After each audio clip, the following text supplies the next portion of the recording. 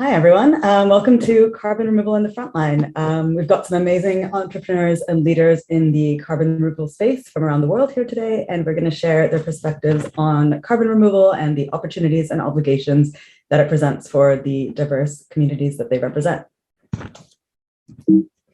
All right, just as a little bit of background, I'm Megha, so I'm a member of OpenAir based in London, and I work on policy advocacy with them. OpenAir is a distributed volunteer network that's dedicated to advancing carbon removal solutions, which are essential to solving the climate crisis. We have an amazing global community that works on shared missions around policy advocacy, R&D, and carbon dioxide removal market making. So, if you're interested in learning more about us, we'll be putting some links in the chat where you can find out more and join if you're interested in being part of OpenAir. So a lot of you are probably quite familiar with carbon dioxide removal, or CDR, but I'm just going to start off with a very quick definition of what we're talking about to make sure we're all on the same page here about what we'll be discussing today. So this is a definition from the Carbon Dioxide Removal Primer, which I think is an amazing resource, and we'll put the link to that in the chat as well. And they define CDR as activities that remove CO2 from the atmosphere and durably store it in geological, terrestrial, or ocean reservoirs or in products. So I think the key things here to note are, one, that we're removing CO2 from the atmosphere, not from any other source, and two, that it's stored in some way that's, that's durable, one way or another. And when we think about, the Paris climate goals of limiting global warming to 1.5 degrees Celsius and the implications of what it means if we don't reach that goal, the science is very clear. We need CDR. So why do we need CDR? Well, the IPCC has looked at several models for how we could reach that goal of 1.5 degrees Celsius. And one way or another, every model where that happens, a significant amount of CDR is required. The estimates they've looked at are on the order of 100 to 1,000 gigatons of CO2. So that's 1 billion tons of CO2 is a gigaton, and that's just over the course of the 21st century. And the other aspect to this is that unless these forms of CDR become available well before 2050, that will still be hard to realize the 1.5 degrees Celsius goal. And that really gives you a sense of the urgency of developing and fostering these technologies if we're to reach those goals. So, when we talk about obligation and opportunity, which is the title of this webinar today, I want to start by just talking about the obligation side of things, because when it comes to climate change, North America and Western Europe bear an outsized responsibility for historical CO2 emissions. Looking at the numbers, the USA alone is responsible for about a quarter of historical emissions, Western Europe a little less than that. And so we really have this incredible obligation when we think about, almost half of the emissions coming from those two regions of the world, which make up only about 10% of the world's population. And the other side of obligation is, thinking about who did that obligation run towards. And I think the clear answer here is that the most devastating effects of climate change are going to be felt in the global south. So, one example from the Lake Chad region is that global warming is leading to armed conflict between farmers and herders. It's driven a recent rise in crime, kidnapping, and banditry, and has contributed to a national epidemic of child brides. I think the UNICEF has estimated that number to be over 20 million child brides. So this is already, one of the most devastating impacts that climate change is already having, let alone what will happen in the future. In India and Tiptur, even in a moderate scenario in just 2050, we would see that the number of days per year where temperatures reach lethal records is going to be approximately 100 days a year. And, in southern parts of India below Tiptur, that number could be as high as 200. And I think Mohammed Nasheed of the Maldives put it really succinctly when he says, how can you ask my country to go extinct? And that's really what's at stake here for island nations like the Maldives. So, as we're thinking about all those parts of the world, it's very clear that the effects are already devastating in these vulnerable areas, and that without CDR, without meeting that 1.5 degree goal that we talked about, those effects are only going to become more and more drastic in the coming decades. And so before we just open up to the panel and the discussion we're going to have, I just wanted to share a few perspectives from people both across climate vulnerable parts of the world, but also some Western thinkers who have thought about what it means to sort of address our historical obligation in what's happening around climate change around the world. And I think that kind of sets the stage for the interplay between North and South and some of the discourse that's emerging in different parts of the world. So first from Mira Reyes, who's a young advocate from Mexico.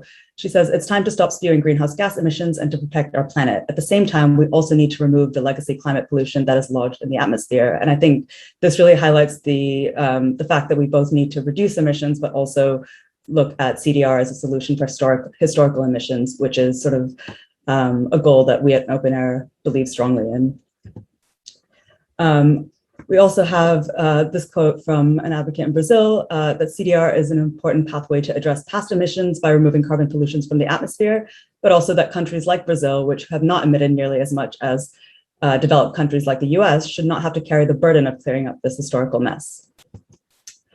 Out of India, the developed world has occupied almost 80% of the carbon space already. And so in order to give space for others to develop, it is important for all developed countries to talk about not net zero, but how to remove more carbon from the atmosphere than we're adding. For Professor Olufemi Taiwo in Georgetown, now he says that now there are ways of removing pollutants from the air and putting them someplace else where they can do less damage to the world. And I think this really puts it clearly when he says, just turn the galaxy brain off. That's actually a good thing that should be happening. From the New York Times, David Wallace Wells, he says, climate change is a moral catastrophe engineered by the sheltered nations of the global north, and the rich are rich today because of the development that's been powered by fossil fuels. And lastly, from Professor Holly Jean Buck, who's an amazing advocate for environmental justice in the US, she says, reducing and absorbing emissions to decolonize the atmosphere is an urgent task. Beyond the numbers, this is the right starting point for thinking about what it means to remove carbon from the atmosphere, because it begins with the recognition of who put the carbon up there and who should be responsible for drawing it back out. So I think that really sets the stage for what we want to discuss today and those sort of different perspectives that address this, this critical issue. So I'm going to quickly introduce our panelists and just go through them. I will be very quick with this, and I'll give them a chance to talk a bit about their own journey to CDR, of course, but we'll put some more detailed bios for them into the chat in case you're interested in learning more about their backgrounds and sort of the work that they've done on the carbon removal space.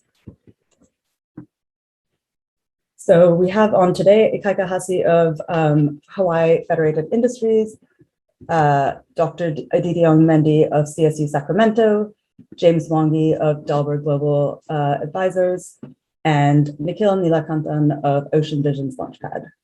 So we're really excited to have all of them today with us. And without further ado, I will bring them on.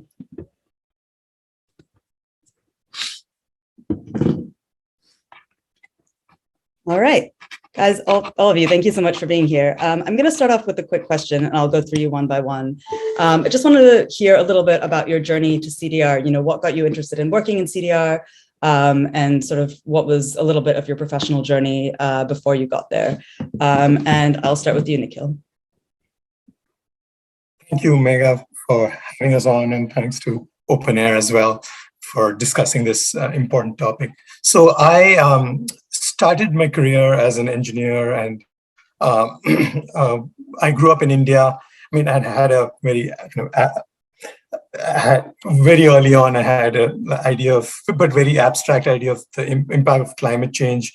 I was very privileged to grow up in what was then a very small middle class, moved to the States, worked here for a few years, and then in 2018 moved back to India to start a company focused on the supply chain, in the food supply chain. And that's when, in conversations with farmers and others in the supply chain, it became very viscerally clear of the impact that climate change was already having to these folks. And that's when I decided to work on climate.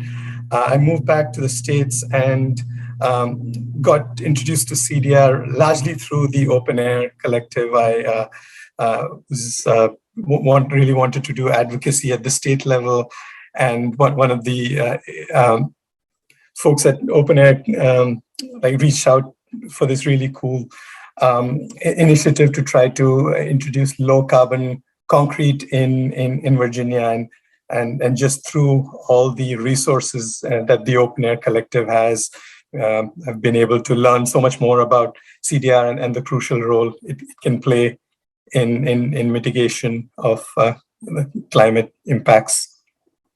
Yeah. Great. Didi, I'll invite you to speak next, if that's all right. Yeah, thank you so much, Megha, and hi, everyone. I'm a Nigerian licensed attorney and an environmental specialist who started in the energy industry.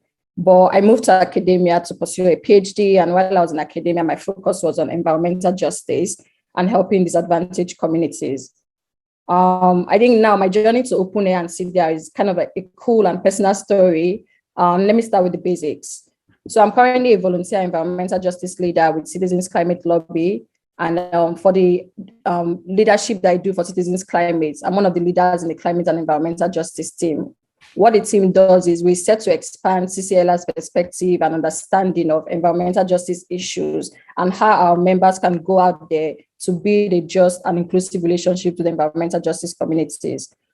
I think Carl Dance, who is also on the call, got myself and my other co-lead, Lisa Dance, also on the call today, connected with OpenAir through Chris and Megha. And I got interested because of the frontline community aspect, because my area of focus has always been helping pushing environmental justice policies in disadvantaged communities. I think ever since then, we've been in conversations on how to stay these conversations and also achieve the goals that OpenAir is trying to achieve. I think I just want to give a shout out and thank Carl, Lisa, Chris, and Megha for all they do for the climate movement. And yeah, that's it. Great. Thanks so much, Didi. James, I'll have you go next.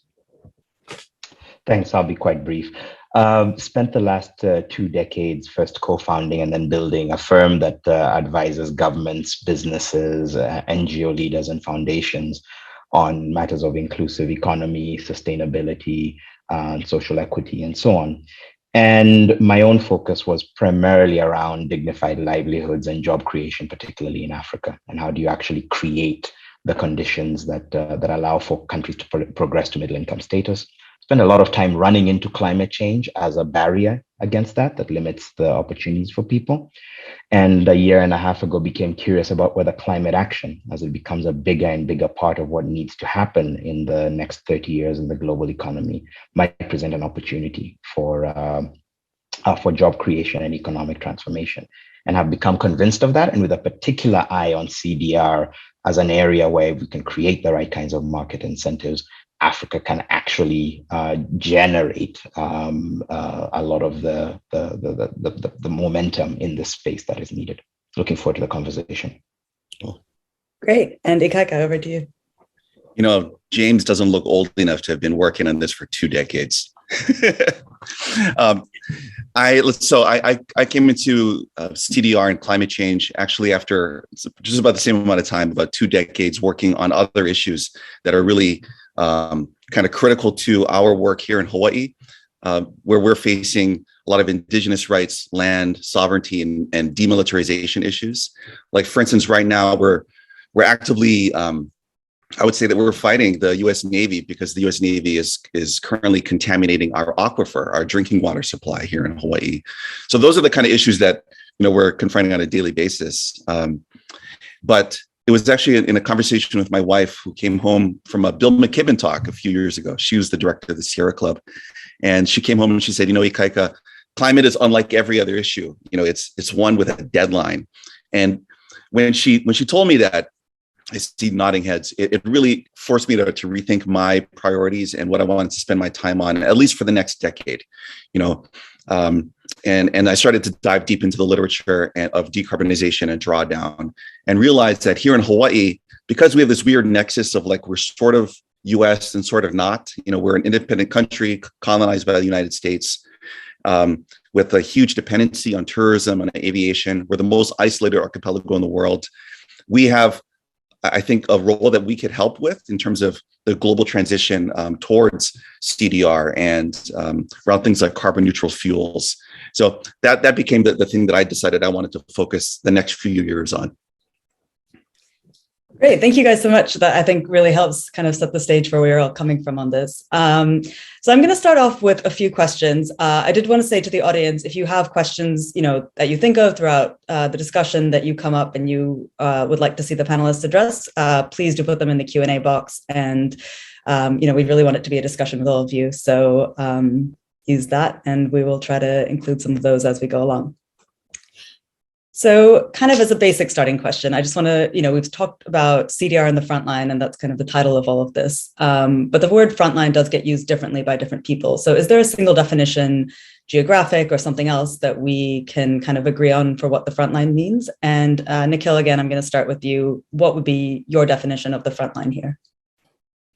I think just seeing all the news from the Indian subcontinent this week was, it just graphically illustrates who's at the front line of impacts of climate change, who's seeing the impacts already, and are going to face the worst impacts without having the necessary resources to address them immediately. So I think, to me, it's the same everywhere. People who are of lower income and who have probably not contributed to the problem. So I think that's where I see the definition of the front line. Right. So it has to do as well with the ability to adapt and mitigate. That's different based on things like income across the world. Right. Yeah. It's a big part of it. Yeah, absolutely. Ikaika, I'll pass it on to you next. Well, I want to retweet what Nikhil just said. That's absolutely correct.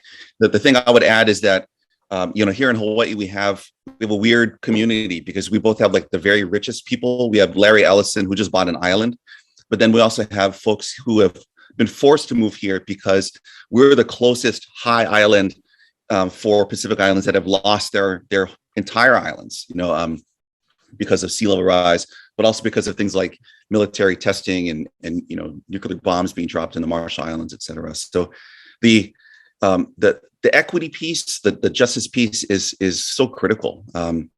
And so the front line is everywhere, but it really hits most on class and access, those kinds of things, equity. Absolutely, yeah. James, do you want to think about your definition and give your view on that? Yeah, I'll build on Nikhil and Ikaika's points. I think that we're in a multi-front battle. There are three aspects of it. It's around the effect of greenhouse gases.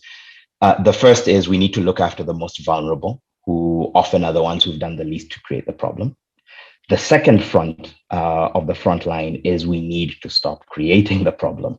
So we really need to zero in on where these emissions are. And because this is these are specific sources with non-specific effects, you really need to zero in on where the emissions are coming from and really get down on that. And the third thing, which obeys the same logic, is we need to be pretty rigorous and ruthless about finding the best places and the best opportunities to pull the greenhouse gases out. And those may not align with where the people who caused the problem are, or they might, but in a way that's a problem for economics to solve. If we really want to win the fight, manage overshoot, win the race to zero, we have to be absolutely clear about those three battles and the different strategies about winning on each one of them. Great, absolutely. And Didi, I'll pass it to you last. And maybe, just bringing the perspective that you have as an academic and a professor, as an expert in green criminology, I think, that might be a field that people are not familiar with. So maybe you could talk a little bit about what that is and kind of how that lens influences your definition and your view on what the frontline means. Okay, thank you, Megha. This is a triple-part question, so I'll answer this in multiple sections. But let me start with an overview of green criminology. So green criminology is a subset of mainstream criminology that began in the 90s. It was actually coined by Michael Lynch. And the underlying principle of green criminology is understanding environmental harms and crimes from a criminological lens, which is a very much slight variation from mainstream criminology, because mainstream has always studied criminology from crime perspective. Now, what this means is researchers in the 90s started studying the impacts of human actions on the environment, such as pollution, illegal dumping of toxic substances, and others. And this led to the evolution of green criminology. So the focus of green criminology is ensuring that there's an environmental justice at the end goal for society. And I mention environmental justice because this relates to frontline communities. And I wrote about environmental justice in disadvantaged communities. I choose to call them disadvantaged communities in my doctoral research. But now let me talk about the environmental justice perspective. When we talk of environmental justice, I want to just highlight it to how this relates to CDR's focus on justice, because in 2021, the United States Department of Energy, through its Office of Fossil Energy and Carbon Management, underlined that carbon dioxide removal must be done in a justice-based perspective. Again, this relates to how you conduct these operations in frontline communities or disadvantaged communities. Now, speaking of disadvantaged communities or frontline communities, back to what my other colleagues have said, like my speakers on the panel today, frontline communities are those that are exposed to pollution, but I want to add an additional aspect here of why I think another focus should be. For me, I think we should also look at disadvantaged communities as well, because a personal preference for me, I use that term a lot, disadvantaged communities. And with disadvantaged communities, when you relate it in the United States, California Senate Bill 535 and New York Senate Bill 6599 stated that these are communities with very high exposure to negative health effects and environmental pollution. And if you look at the matrix of these communities, they're usually low-income or communities of color. Now, I'm highlighting disadvantaged communities because, like frontline communities, together, these communities, research has shown that they will disproportionately bear the burden of extreme heat exposure due to financial implications. So, for example, these communities would have challenges affording basic access to things like air conditioning resulting from climate change consequences.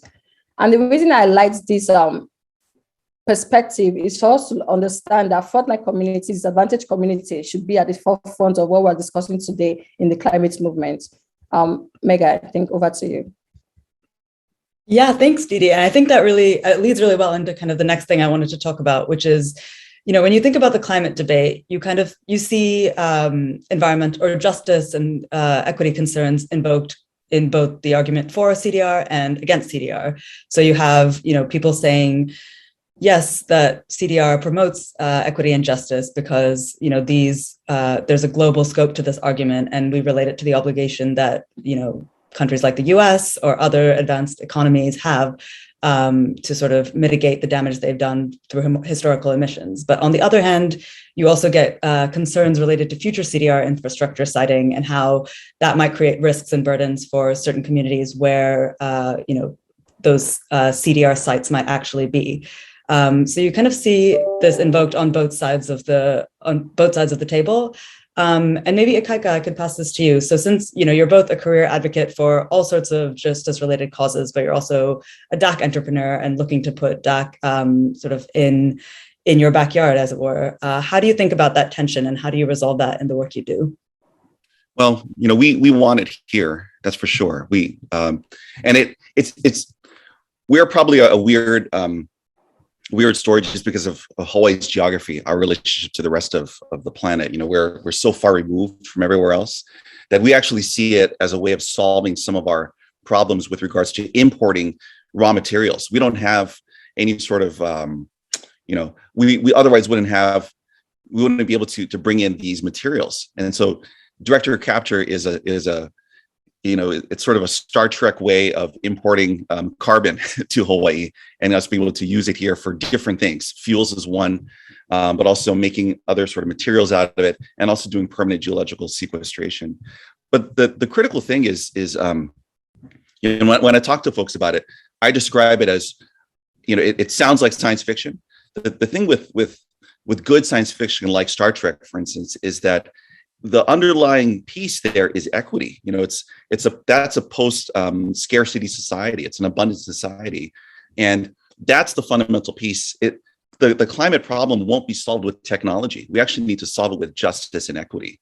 That has to come first. And once we have that, then the technology, as you know, can be layered on in a way that's more meaningful and more, you know, more just. But yes, absolutely, we do want to do a facility here. Our plans are for, we're starting with 200 acres on one of our islands, and our idea is to start with a scalable modular model for direct air capture expansion, with initially making jet fuel, carbon neutral jet fuel. But as the aviation industry transitions away from hydrocarbons, our plan then is to sell hydrogen directly to the airlines and transition our DAC machines to do permanent geological sequestration, because we have basalt rock structures very similar to Iceland where we can bury the CO2 underground. Yeah, absolutely makes sense. James, I want to give it to you next. As both someone based in Africa, which is obviously in many parts climate vulnerable, but also someone thinking about building a DAC hub there. How do you kind of view that potential conflict? Well, firstly, violent agreement with Ikaika's point around a lot of the logic is the same. If you think about it, we are now saying that CDR will need to be one of the world's biggest industries over the next 2 or 3 decades. Massive amounts of capital will need to be deployed towards it, massive amounts of ingenuity and effort. That means jobs. That means opportunities to turn factor inputs such as land, labor, and energy into productive use in a particular area. And I think people do tend to get hung up, in my experience, on the idea that you made the mess, you should clean it up. But actually, the more relevant way to think about creating equity is that you made the mess. You should either clean it up if you're the right person to do it, or you should pay through the nose for someone else to clean up for you. And to the extent that this industry so far seems to have relatively manageable environmental impacts compared to other ways that you could raise millions of people out of poverty through industrialization, gives me confidence that it's an area worth really looking into. And for those who are really concerned about those equity components, really focusing on the fair and just transfer of value, and recognizing that if we are creating an industry that's about the same size as the industry that got us into this mess to get us out of it, how do we make sure that that industry is compensated fairly, and that it, unlike the industry that got us into this mess, the fossil fuel industry that appropriates the returns from extraction to people very far removed, that the folks who are sitting at the grassroots or actually doing the work receive the bulk of that benefit. It's a big job, and we have lots of people who need jobs. It seems silly to say, well, we should not involve them in this because the people who already have too many jobs or already are quite wealthy should keep that new industry to themselves. Yeah, I love that framing of it. That makes a lot of sense. Didi or Nikhil, did you want to add anything on that topic as well? Didi, I saw you on mute, so I'll give it to you. Yeah, I think building off of the justice component, one thing I want to call our minds to is, especially in line with disadvantaged and frontline communities, these communities have different challenges bordering on intersectionality. So, for example, they're not only facing the effect of climate change, they're also facing other challenges like racial and economic injustice, lack of access to good medical care, housing challenges, and, name it. And I like this because when we look at the justice framework, we're looking towards like a just transition framework that different models are different organizations adopt, right? For these communities, their immediate concern is not climate change, even if we know that this should be a priority.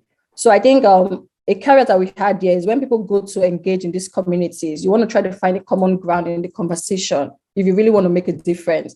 Because in my view, I want to emphasize that for frontline communities, this should be the main focus. But at the same time, how you get into the community, building trust is really important in order to drive the policies that you need to change the environment or make the world a better place. Great. Yeah, it makes a lot of sense. And Nikhil, I saw you had something to add as well. Oh, yeah, just that the point that Ikaika made is about, I think the most important thing is understanding the local conditions, like they are in Hawaii, across the world, whether it's citing something in the US or in some part of Africa or in island nation. What works the best for that community, and just what are the advantages and that they have that no other place can offer, or a few other places can offer to make these decisions. So it has to be at a community level and based on some of these things that will help the community coalesce around the potential for jobs and also like doing good. Absolutely, yeah. I want to add in one question that we got from our Q&A, which is from Evan Morton in the US, who's a great friend of OpenAir. She mentions, that in her experience, many EJ communities and advocates in the US don't support CDR because it could be a way for the fossil fuel industry to, continue to emit, to not be held accountable. The classic moral hazard argument that I'm sure all of you have seen when it comes to CDR.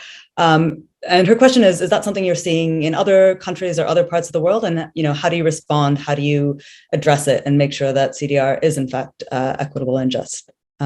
Didi, I see you on mute. So why don't you start off with your thoughts on that? Yeah, and let me say a great question, because coming from the EJ community, there's a lot of skepticism about different functions. And I want to start by saying that there's no one solution to climate change. I tell people all the time, all solutions should be explored. But when we explore solutions, we want to be careful to make sure that these solutions are just and inclusive, especially in the sense that they don't come back to hurt frontline communities, because these communities have gone through a lot, right? I think the first question is just building strong coalition, when we engage, because CDR's perspective, Megha, you can take more on this because this is your expertise. For CDR, they're not going there to cause the harm. They're going there to remove something that's already been done, right? And there's a difference. The difference here is if you want to go to those communities to remove something that's already been damaged, you want to first build trust. You want to build an authentic relationship with them. And that's why in the frontline EJ communities, what we do is we usually try to advocate for, first build trust, go there with the intention to listen to their needs, not for you to push your idea. And of course, when you listen to their needs, you can build a healthy collaboration on how to move towards advancing the climate movement. I think that's what I'll just add here. Yeah, absolutely. James, on moral hazard, I think the latest IPCC report is absolutely clear that we have left it too late on mitigation. We have left it too late in terms of actually curtailing our emissions. And if we only do that, we are not going to avoid the worst effects of climate change, which, as we know, are falling on frontline communities, however you describe them, the hardest. That means part of our focus now as an EJ community, as well as a broader human community, needs to be on what is everything we can throw. It's everything in the kitchen sink. I agree with Didi, but I think I'll make it even clearer. We have to throw everything in the kitchen sink and hope that it's going to be enough. And that means that we need to get away from this notion that I would say could be characterized as we're campaigning against speeding on our roads, and we're insisting that all we can do is talk about speeding, because if we insist on also putting on airbags and seatbelts in the car, people will see that as a license to speed. These are separate battles. We need to cut down on emissions. We need to be absolutely focused on that. But we also need to recognize that we need to scale up the undoing of the damage we've already done. And if we can't walk and chew gum that way, then we're in real trouble. Absolutely. Yeah, I think it's a great analogy. I'm going to move on to one more question, which I think relates a bit to that, and I think maybe both James and Ikaika can address. So this person is from Germany and says, isn't the frontline for CDR as per the current status 2022, shouldn't that be a focus on halting deforestation and promoting nature-based solutions rather than, along with carbon farming, rather than pouring money into technological solutions like DAC plus storage that don't have significant co-benefits in local communities and don't have a useful product? And I'll pass it to James and Ikaika, knowing that you two are sort of the DAC representatives we have today. All right, James, I see you've unmuted. So the first thing is, I think it's to my earlier point, it's an absolute fallacy to put those things in opposition to each other. In my analysis and in our analysis of the Climate Action Platform for Africa, we show that Africa could, through nature-based methods of the kind outlined, do about a gigaton a year of removals through nature-based approaches. That should happen, and that should be well compensated. It is also true that we're going to need engineered removals, and it's also true that we're going to need greater and greater levels of permanence. That's just a scientific fact. And it is quite correct that we are very high up the technology curve in terms of cost, and we're going to need to get down that curve. The only way you get down that curve is through experimentation and learning. And I think we need to recognize that we need to deploy resources to both. As to the argument that engineered solutions do not have co-benefits, our framing actually should suggest that they could. If you think about where you should be deploying engineered solutions that require energy, it should be in places with large untapped reserves of renewable energy. The biggest problem driving energy poverty in Africa, our continent rich in renewable energy potential, is an absence of bankable energy demand to drive the development of larger and larger projects. And so you have paradoxes like Kenya, a country of almost 50 million people, with only 3 gigawatts of installed grid capacity, 10 gigawatts of proven high quality geothermal, another 40 gigawatts of proven high quality solar potential, and about 10 gigawatts of wind potential. The reason you can't get capital into that is people asking, well, where is the industry?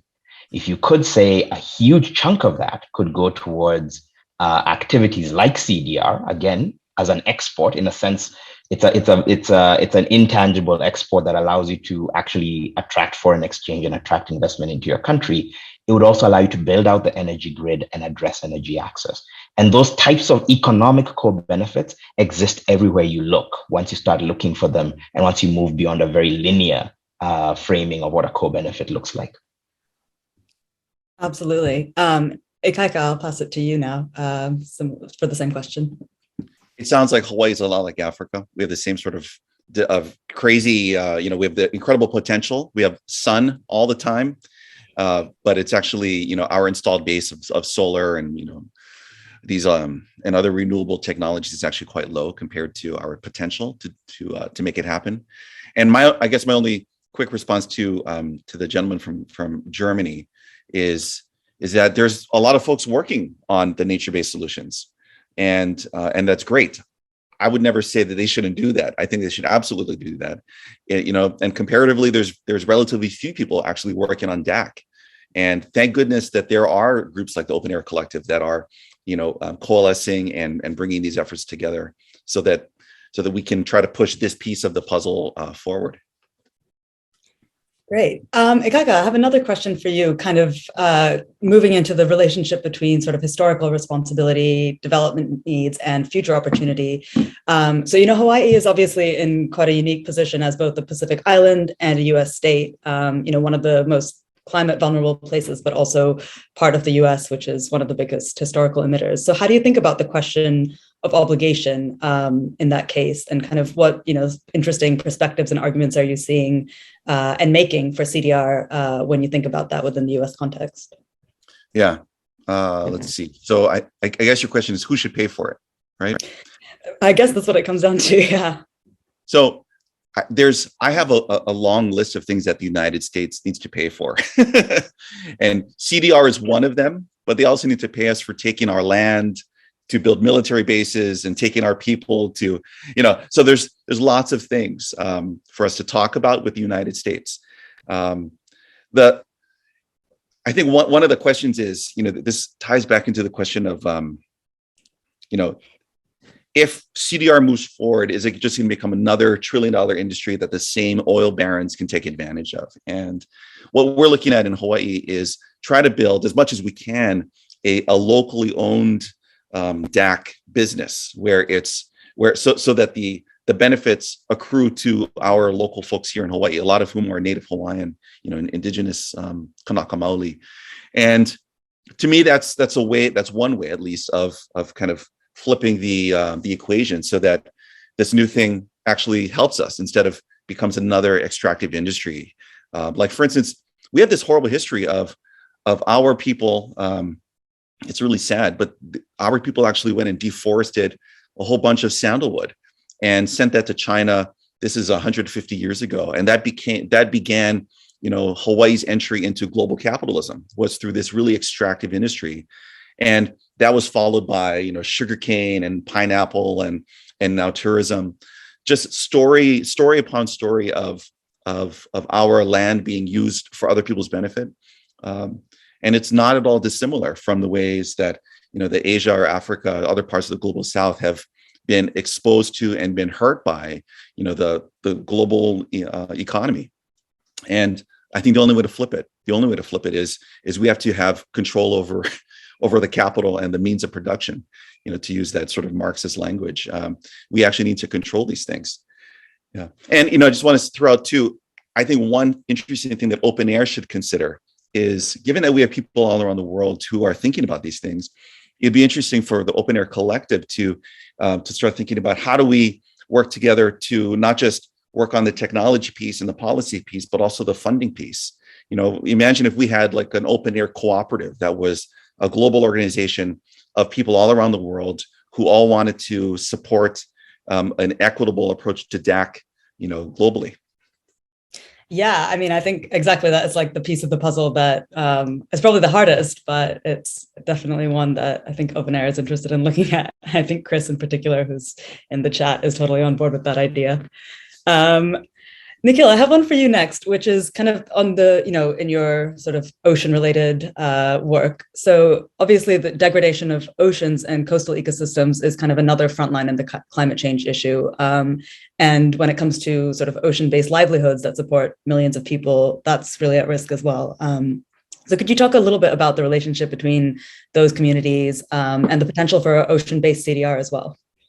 Sure. Yeah. So I work at an organization called Ocean Visions, which is a nonprofit that kind of plays a convening and activating role. We connect oceanographic and academic research institutions, several of whom consist of people who have kind of documented all the harms that we've done to the oceans and are like excited about looking to contribute to solutions to address these issues.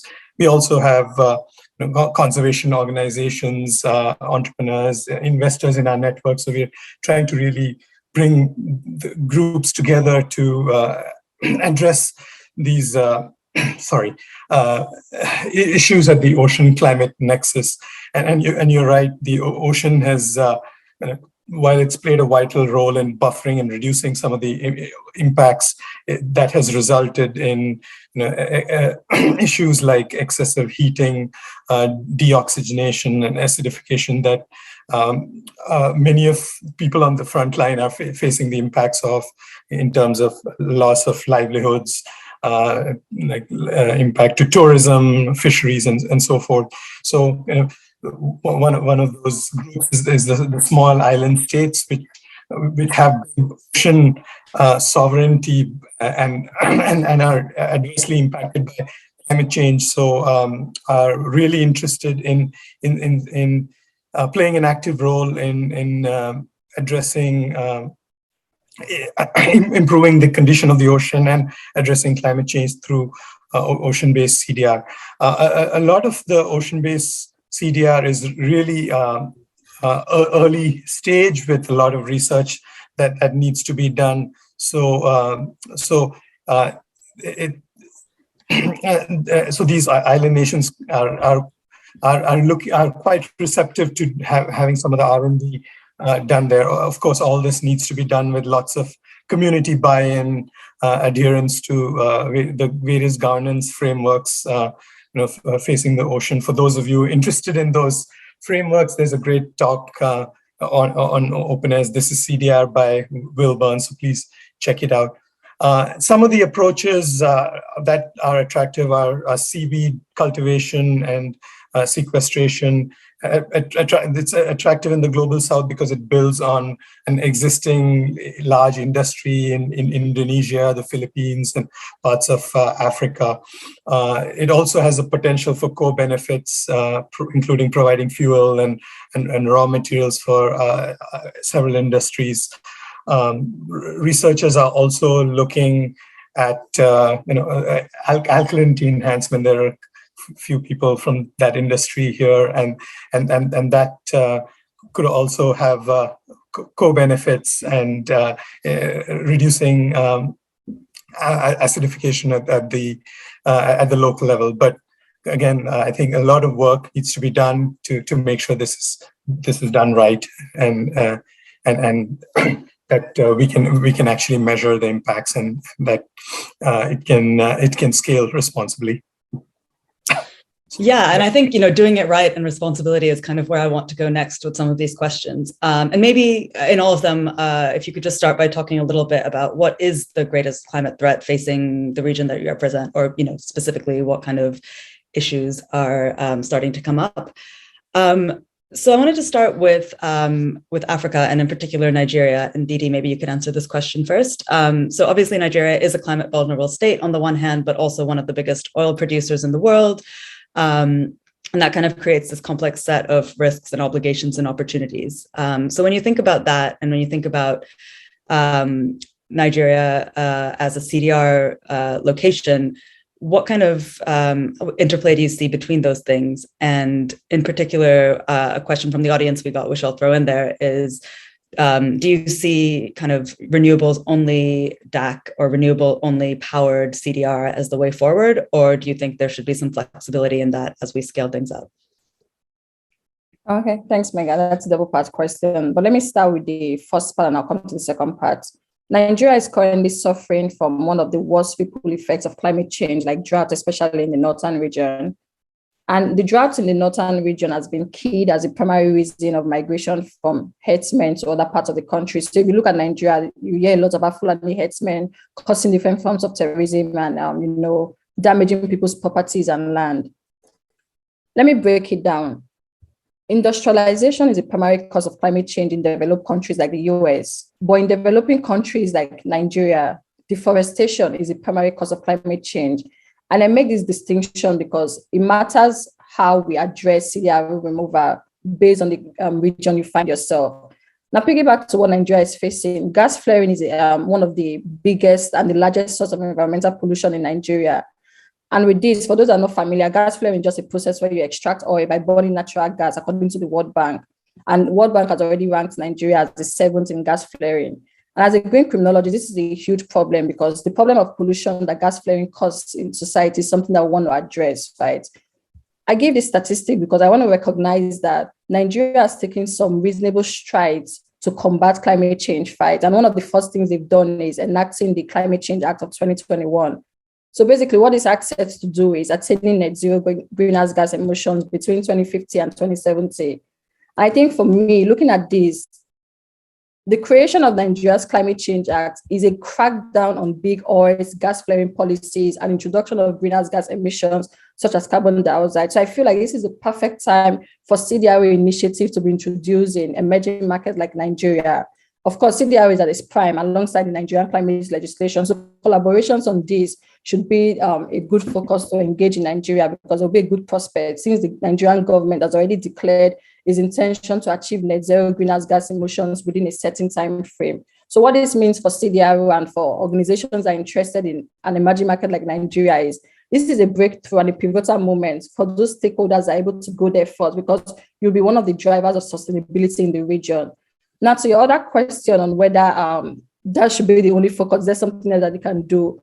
The economy is heavily reliant on fossil fuels. So this is going to take a process. And the process I mean is effective in energy transition. So when we talk of energy transition, we want to make sure that the current economy doesn't just collapse because we're trying to introduce some new climate solutions, right? So you want to go through this on a step-by-step level. The major step is we want to lower emissions first. But the goal is to end it, right? So you start somewhere. So for example, when we talk of lowering emissions, one thing to look out for is top drivers of infrastructure like transportation, building, industry, and some others, right? When you work with energy transition, I think private industries, like, companies are interested, should be able to build sustainably based infrastructures in this country, like low carbon infrastructures, because this creates a clean and effective ways of reducing emissions. So for example, you could build railways instead of people driving their personal cars, you use an alternative system, introduce some sustainability policies, the way you eat, the way you dispose of materials. And when you look at this, starting with this particular kind of infrastructure experience, building the relationship in emerging markets like Nigeria is key. So we're definitely looking towards climate financing for Nigeria and other regions. And I think that should be one of the focus for people that are interested in going there and also CDR's initiative as well. Yeah, thanks, Didi. James, maybe I'll ask you to answer that next, and maybe to talk a little bit broadly as well about, your vision for DAC in Africa, and how you sort of prevent it from being another extractive industry where, the wealth, and make sure that the wealth goes to the people who are building it in Africa as well. Yeah, I think the key thing to keep in mind here is we're looking at a new industry, and my apologies for my sins. As like I said, too many decades as a management consultant. I may sound like a management consultant for the next few minutes. But we need to look at, if you're trying to be competitive or you're trying to scale an industry really quickly, you need to understand what its factor inputs are. What do you need in order to do it? The first thing you need is a certain, for carbon dioxide removal, both nature-based and engineered, is natural resources. These are geophysical and biophysical assets of various kinds that you're going to use. And this could be an ocean in which you can grow seaweed. It could be a landscape that you can restore. It could be biomass that you can turn into biochar and sequester. It could be a range of things, but you're going to need an ability to generate that thing. You're going to need the people to do it. And this could be very few people with an engineered solution, or very many people with a landscape-based solution of one kind or another. But you're going to need those people. And the third thing is you're going to need energy. In some cases, just the natural energy available in biological processes from the sun. You're just growing stuff and protecting it. That's fine. That's great. But in a lot of cases, and particularly on the engineered side, you're going to need a lot of injected energy. And the reality here is that it's just downright stupid to use energy from a dirty grid, or from a grid that is emitting, to create that energy and use it to then suck down CO2. You're running in circles. You might as well just focus on doing point source emissions capture in those countries. It does not make sense to do direct air capture if you have a lot of emissions on your grid. And yet you're going to need to scale up massively. And a point I would make here is it doesn't actually matter whether the specific source of energy you're using to do your direct air capture is itself renewable. If there are opportunities to use that same energy to retire non-renewable sources or non-green sources, then do that first. Because like we said, we need to slow down this car with as much of a priority as we need to be developing our safety belt and airbags. Having said that, that then means you're looking for places in the world that have three things: the right sets of natural resources, the right geophysical and biophysical conditions for the various technologies and approaches that we've talked about. And I think let's not create a false distinction between engineered, hybrid, and nature-based models. Across all of them, you're using varying amounts of technology, insight, and nature. So you need those resources. You're going to need lots of people who are available to do that work. And you're going to need renewable energy that does not have another competing decarbonization use. In other words, you've already maxed out on your decarbonization elsewhere, so this energy is available for direct air capture. Otherwise, you're having false trade-offs. You look around, and there's very few places in the world that meet that criteria. Certain island states in the Pacific come to mind, but the biggest concentration of places that meet those criteria are in sub-Saharan Africa. And that then allows us to shift from thinking about that as a space of just challenge and the consequences, and start thinking about it purely from an long-term economic competitiveness angle, and say this is where we should be investing to scale up DAC. Just as this is exactly where we should be doing the large-scale efforts, not just to protect existing landscapes and rainforests and so on, but expand them. And finally, it's exactly the place where we should be really investing in regenerative agriculture, particularly among smallholders who can undertake labor-intensive processes like biochar production and deposition more easily, perhaps, than some more industrial farms in the world. So this is the key: is thinking about all of these factors, and to do them properly, financing needs to flow. We need to create a market. The one thing we need to learn from the emissions dense industrial sectors of today is how effective they are at moving capital from moving capital to where it can generate the highest amount of oil or gas or other return. And we need to be equally focused on targeting how we move capital, move investment to the places where you can get the most carbon for your buck. Finally, when we think about people, we need to recognize this is an industry in its earliest stages. One of the biggest challenges for African countries trying to move up the economic ranks is they're so far behind in so many industrial sectors that the path to competitiveness is just really challenging. This is a new sector. Scotland, for some reason, has produced most of the world's most experienced deep sea drillers because North Sea oil started the journey of deep sea drilling. I imagine a world where, as we build some of these techniques and technologies in the places that it makes sense to deploy them, you will have Kenyans and Ethiopians and Nigerians traveling around the world, taking that expertise. As other places decarbonize their grids and can now turn to direct air capture, they will turn to those large numbers of DAC technicians from the countries that were able to do that early and learn from them. And that shifts the idea of who a technical expert is. There's no genetic right to technical expertise. It's just who gets to practice something first. Yeah, absolutely. That was amazing. And I know we're almost running out of time. So I just want to quickly thank you all so much for joining us, both to our panelists and to our audience. You guys have been amazing. And in particular to our audience, I guess, this might be the first of a series we do with some occasional episodes like this. So if there are future topics you're interested in, things you'd like us to sort of include in future ones, I know many of you had questions that we didn't get to. So please get in touch with us and let us know if there's anything else you'd like to see. Again, I think the links to join OpenAir, as well as past episodes of different things we've done in YouTube, our website, things like that, should be in the chat if you want to check that out. We'd love to have you join us and help moving all of this forward. So again, thank you so much to all of our amazing panelists. It's been super insightful and exciting for all of us, and hope to see you all at the next one, whatever that is.